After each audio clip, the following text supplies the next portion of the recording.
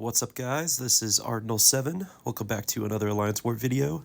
This is Season 48, War number 8, LVT versus Nefti. Nefti is having a great season. They're going to be one of the top alliances. So probably the hardest competition we've faced so far. I've got a nice big war of 7 fights. I'm bringing Apocalypse, Symbiote Supreme, and Mordo for synergies. I'll be taking Path 1 in Section 1, Path 8 in Section 2, Sersi on node 41, Adam Warlock on node 43, and Super Skrull on node 47. Alright, my first fight this war is Mantis on node 1, the first fight on Path 1 in Section 1. My first few fights this war will be with Apocalypse, getting him ramped up so that I can place a Horseman pre-fight. I do have Suicides on. I am using the biggest mutant boost I can, but I'm using a regen Grey boost. Because that makes sure that I am not tranquilized for its duration. So when you have a regen buff, Mantis does not get to tranquilize you. Really, the only danger here is her putting me to sleep, or obviously getting hit with a big SB2 or something.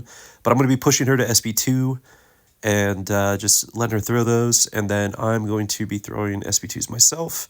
I am unramped APOC here, so I don't think I'm going to ever be able to get back to another SP2.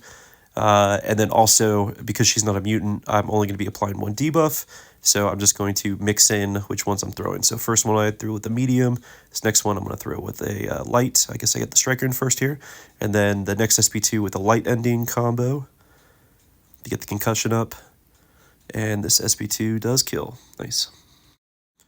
All right, next up, I've got Werewolf by Night on node 10, the second fight on Path 1 in Section 1. Still using Apocalypse here. I'm swapping over to a advanced power boost. The plan here is to SP2 nuke. I'm still not fully ramped, so I don't think I'm going to be able to just rinse SP2s the whole fight.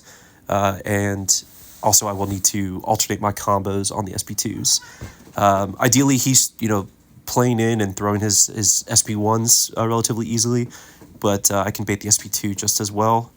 You want to watch when he dashes back that he doesn't just stand there and howl and do his annoying werewolf stuff, gaining power, going unblockable, all that stuff. So, all right, first one, SP2 there, I throw with the light combo to get concussion up, hoping that some of these ruptures won't apply through block, although I try to reparry there and do get smacked around a little bit.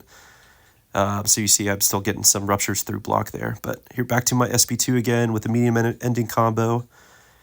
Some decent damage. Unfortunately, I wasn't able to get a parry heavy off, so my concussion does fall off here. So bait the SP2. And then my next SP2 I'll throw with the light ending just to apply that second debuff and get a little bit more damage in. But he goes to curse right there, but thankfully he is dead. All good. All right, into Section 2 and my last fight with Apocalypse. This is Weapon X on node 26, the first fight on Path 8 in Section 1. I'm still running Suicides. I've still got the Power Start 1 from the last fight. And as soon as I enter this fight, I'm going to get the 2 more genetic code, and APOC is officially fully ramped.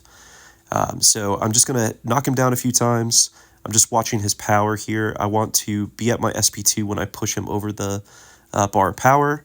And then I'm going to bait his special 1, trigger Berserk, and then just wait out this Unstoppable. And then I will just find an opening to drop my SP2. There it is. It does great damage, and I'm fully ramped now, so back to my SP2 again. Just going to drop that one as well. And thankfully his Berserk ends right there as well. So this fight's wholly in control here. I just need to find another opening. So bait the SP1, get a combo, last SP2 to kill. Nice and clean. All right, a little mastery change, getting rid of Suicides, adjusting for Symbiote Supreme, who has my remaining 4 fights, swapping over to Mystic Boosts, and I am using an invulnerability here. This is Crossbones on node 35, the second fight on Path 8 in Section 2. He is going to purify my parries here at the start, but once I get to my 3rd prowess, then I will shut the Purify off. So at this point, I just need to get to my SP3, and this fight's going to be totally in my control. So he can no longer Purify. I am going to be at my SP3 here, and this fight's totally done at this point. So drop my SP3, and then it's just keeping him in cycle. SP2 where I can, SP3 if I get pushed back to it. Try not to let him throw an SP2, but really this fight is totally done. So there's the SP2. It does awesome damage. I'm back to an SP3 from the Mystic boosts. Drop that one. And I think he survives this, and it's just one more SP3 for the kill. You get to watch a lot of SP3 animation with Symbiote Supreme this season. At least it's a good-looking one. All right. Like I said, last SP3 kills, and Crossbones is dead. Nice and easy. All right, after a short break from applying a pre-fight, we have Sersi on node 41. I reapply an invulnerability boost, and here we go. So I do have the Mordo synergy. I'm going to get a bar power from that, and I'm also going to get a ton of power from MD in this fight. So I do not need the PS1. The plan here is to parry 3 times, get some prowess, and then bait that SP1 so she gets glancing, attack her so she gets regen, and then just let those expire, and then I will be at SP3. So you don't want to throw the SP3 after a combo because it can glance. So I just back off, throw this SP3. It's going to nullify all of her buffs, and now we just need to keep her in cycle. So drop an SP2, which absolutely melts her. SP3 right behind it. And I think it's just one more special for her. I was a little nervous about this fight just because her specials can be a little tricky to dex, and you can get stunned on that SP1, but Symbiote Supreme made very short work of Sersi here on node 41. So this SP3 kills, and we are out. All right, next up is Adam Warlock on node 43. This is the Shock Incinerate Hazard Shift mini. I'm swapping over to a PS1, and because I also have the Mordo synergy, I'm going to start this fight with 2 bars of power.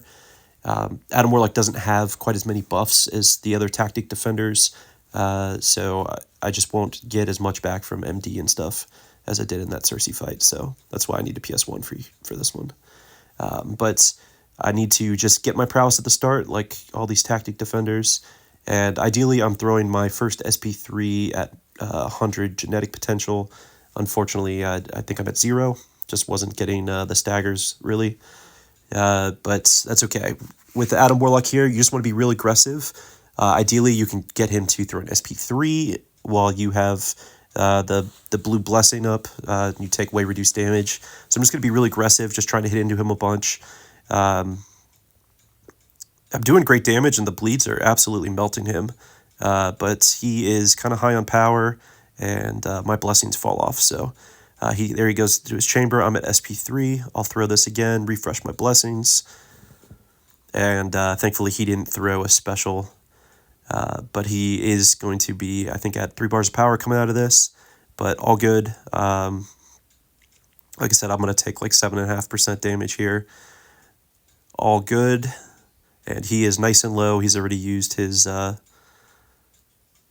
little death save thing. So just drop this SP2 for the kill, and we are out. All right, my last fight this war is Super Skrull on node 47. I've taken Adam Warlock here a bunch of times this season, and I think he's probably a harder defender here than Super Skrull. So really what I want to do is just make sure I get way ahead on my prowesses here at the start. That way, when I nullify throughout the fight, he's not gaining too much power. So there, I remove his indestructible, finally get some prowess, and then we're just going to try to get a few more here. Get maybe one more parry in, yep, and then drop this SP3. I'm going to nullify all those buffs, so I'm just going to shoot back up in power nice and quick. The one thing that I don't want to happen here is for Super Skrull to throw an SP3 himself. He has like a 3-second stun on his SP3, so I just need him to throw SP1s or SP2s. Happy to just take those into block, but I do not want to be stunned. That's kind of one of the few ways I'll die here, either that or getting caught by an SP2. But back up to my SP3 again. We will just, I think, yep, let him throw his SP2. I've got the falter on me. I'll get a parry. one more parry for some more prowess, and drop the SP3. Like I said, a whole lot of SP3 animation this season. But all good. So we come out of this. He throws another SP2. Happy to take that into block. And one more SP2 from me, and he is dead. All right, that concludes War 8 for me. Another war performance that I'm pretty happy with. I know I had a slow start to the season, but starting to put it together, especially with Apocalypse and Symbiote Supreme, who I'm starting to get very comfortable with. We are facing the top alliances at this point. Nefti has been on podium almost the whole season, and I know each war is going to get harder and harder, so need to keep up with the performance I'm putting together.